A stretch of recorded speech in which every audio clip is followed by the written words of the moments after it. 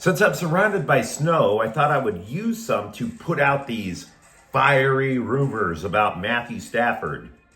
USC football loses a 22nd player to the transfer portal, but And the LA Times tries to make us all jealous about UCLA's coaching salaries. Good morning. I'm James. This is your daily dose of sports and snark for the greatest sports city in the world, Los Angeles. This is the faithful Angelenos morning report.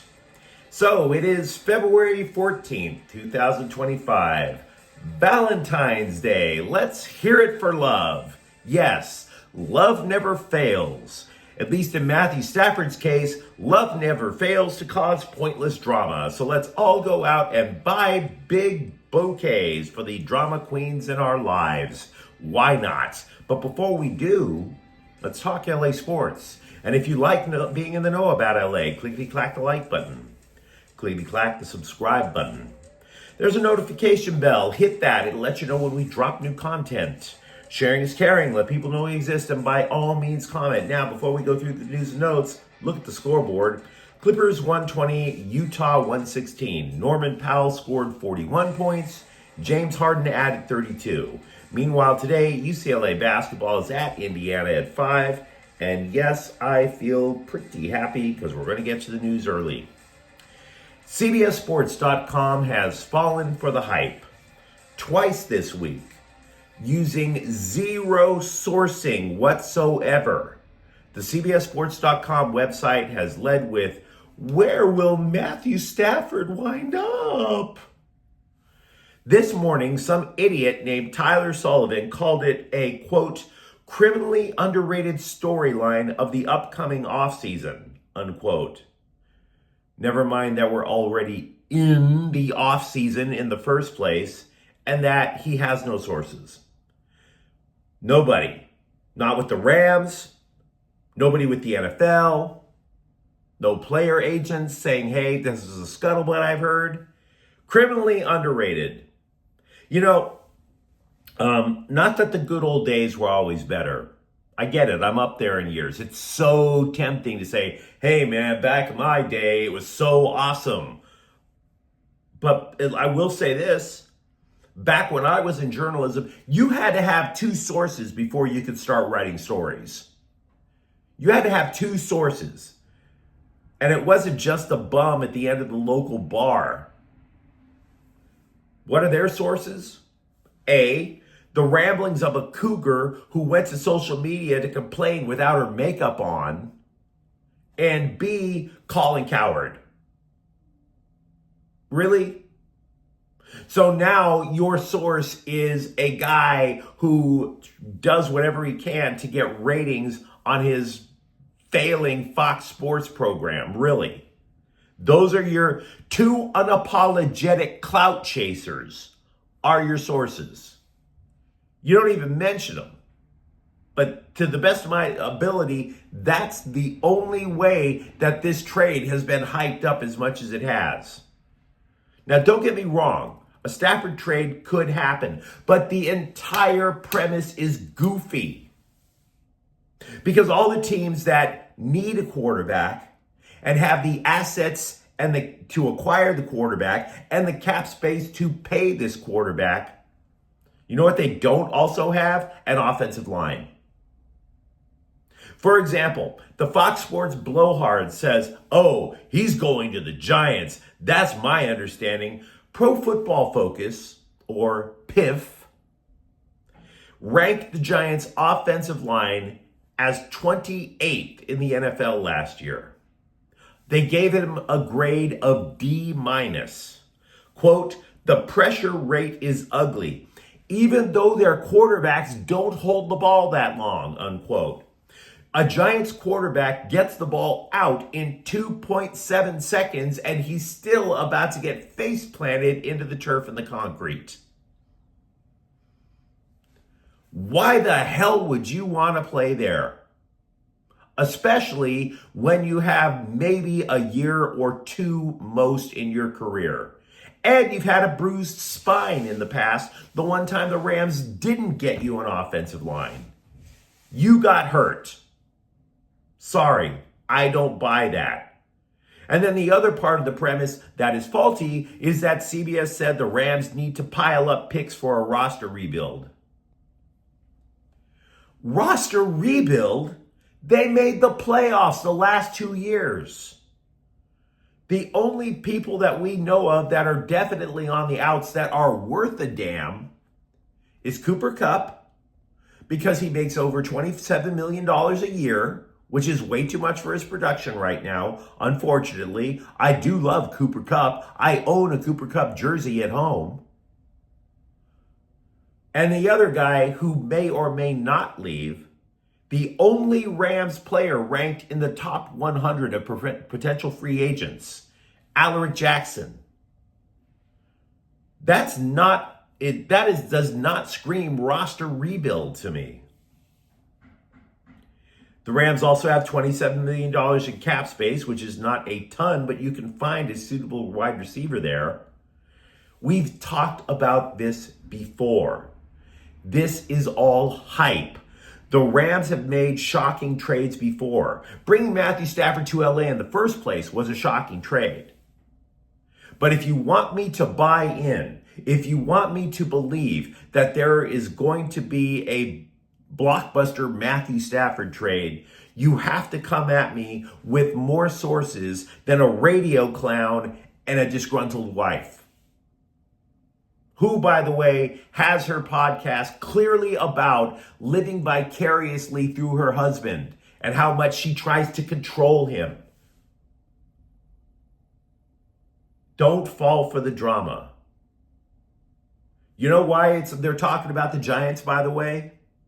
Anytime you talk about New York and LA, ratings. So let's get some common sense in. It's a lot easier to chuck Matthew Stafford a couple of extra mil and call it a day. Meanwhile, over at USC, defensive lineman Solomon Tuliaupupu. Wow, my apologies, sir. Tuliaupupu has entered the transfer portal. He's a 22nd Trojans player to enter the portal, which sounds devastating until you realize he's not really a football player as much as he is a career student.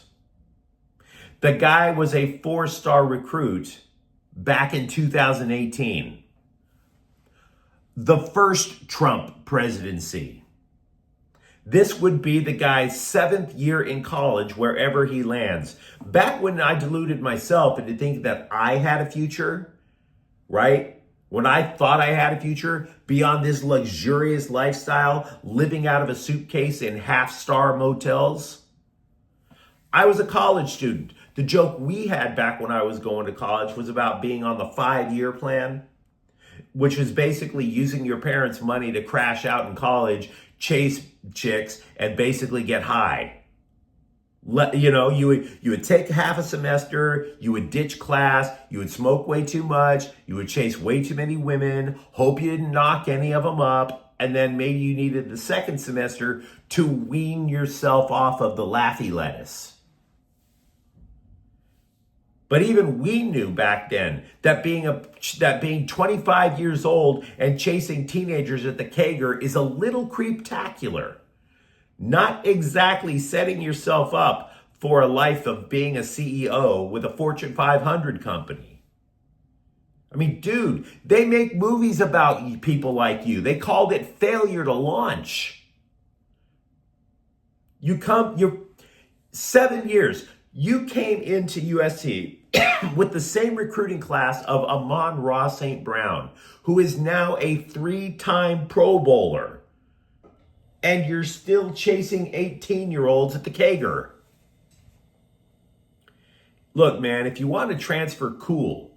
But wherever you wind up, either learn to play or learn to code. One or the other. The NFL Combine starts in about 10 days. 3 former USC players are heading to Indianapolis, to which I say, I'm sorry, dude. I'm sorry. Those 3 players would be running back Woody Marks, offensive lineman Jonah Monheim, and defensive back Jalen Smith. So I'm sorry that you have to go to Indiana. I hope your 40 time is great. Meanwhile, over at UCLA, the LA Times, they have this very, okay, I don't like telling people how to vote, and I don't like telling people what their political issues ought to be, but they love to talk about how much money the UCLA coaches make. The LA Times does. Like all of a sudden, Ben Bolch turns into Bernie Sanders talking about the 1%ers. Oh, the 1%ers, they all go to UCLA. Oh, and the regular people, the ones that are just like you and I, we're not 1%ers, but if you're 1%er, you go to UCLA. And I can only guess that they're doing it to make other employees at the university jealous, the ones who are in the unions, or maybe even get some right-wingers all upset about where our public tax dollars are going to. It's very strange how they have to report the salaries, like doxing for dollars. They had a headline that offensive coordinator Tino Sunseri's annual compensation will top $1 million. And look, consider this. When Chip Kelly was head coach, he rewarded tons of people with $1 million contracts. There were coaches that weren't even allowed to go on the field who were making close to $1 million.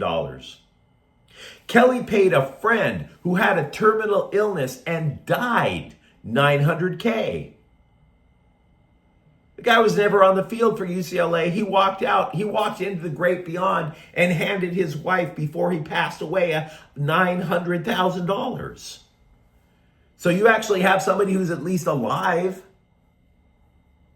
At least, if anything, Deshaun Foster needs to get respect for showing fiscal restraint. You only have two guys making about $1 million, and they're both coordinators. Nobody's getting that fat off the public boob like they used to over at UCLA. Slow your roll, LA Times. I don't need to know their salaries. It's irrelevant. Just want to see if UCLA's any good. Mentioned a few moments ago that USC is sending 3 players to the combine. UCLA is going to send 5, which is a bit of a shock in the sense that UCLA itself, the team wasn't good, but they did have talent. So you're looking at defensive lineman Jay Toya, Oluwafemi Oladejo, linebackers Kay Medrano and Carson Sweshinger, and tight end Moliki Matavao. Again, it starts in 10 days, the NFL Combine. Also with UCLA, despite the fact that the Bruins can't figure out how to win outside of the Pacific time zone, the Bruins still seem like a lock for the NCAA tournament. CBSSports.com creates its own bracket and lists the Bruins as 6th in the Midwest. And I will grant you, it's not the bracket, but they're the network that broadcast the tournament in the first place, so you would think they would have a little bit of inside dope, just a little. There is one thing that's going against UCLA, and indeed that could lead to an early exit in the tournament. They're 0-5 when they are outside when they are outside Pacific and Mountain time zones. They go anywhere to the Central or the East Coast, they're 0-5.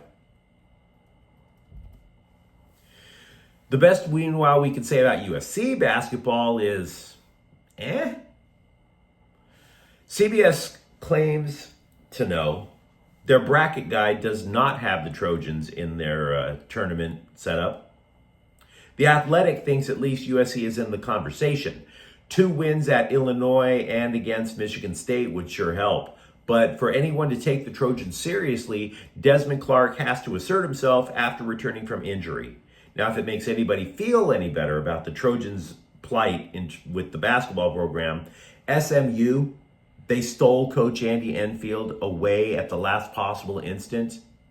They're pretty much in the same boat. They are not a lock for the tournament either. Fun fact, when Clayton Kershaw takes the mound this season, he will tie Bill Russell and Zach Wheat for the most seasons played in Dodger history at 18. And that's humbling because I saw Russell play when I was a kid.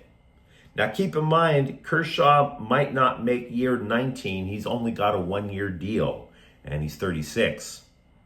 But you let me know what you think in the comments thread. Do you buy into the hype about Matthew Stafford getting dealt?